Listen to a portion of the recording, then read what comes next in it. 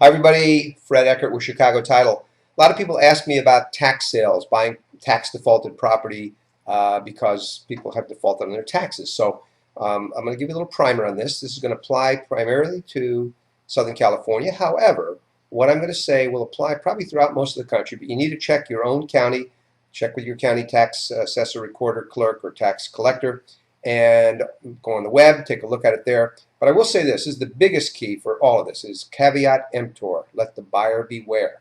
Now, what happens with a tax sale? Well, I'm going to give you the Southern California one. In fact, the next auction for Southern California and San Diego is going to be March 18th. And you want to check your own to make sure you know what the dates and so forth are. Plenty of information is available at the San Diego site, which is sdtreas, T-R-E-A-S, tax.com. You take a look at it and you find the information, the property list, and so forth. So what happens in one of these? Well, in California, a borrower has until 5 p.m. on the last working day prior to the sale to redeem the property. And what they have to do is, if they're going to try to redeem it, they have to pay the back taxes, and they also have to pay the cost of the sale. They can do that basically with cash or a cashier's check or a money order or traveler's checks. They can't just give a regular check at that point if it's within 30 days. If it's outside of 30 days, they can use a regular check. Now, what does that mean to you? Could you go down and bid in these properties? Yes, but I'm going to go back to the idea of caveat emptor. Take a careful look, whatever state you're in, whatever county you're in, take a look at the property. Here's where a title company like ours can help. We can give you a plat map. We can give you comps. We can give you the current vesting deed. We can look for any recorded easements. That's probably about the limit. We can look for if there's any other taxes that might be owing, such as Mello-Roos. Now here's the key.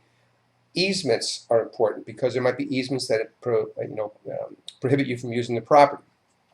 The property may be dedicated to some other purpose, like for a street or road widening or something. You want to make sure of that.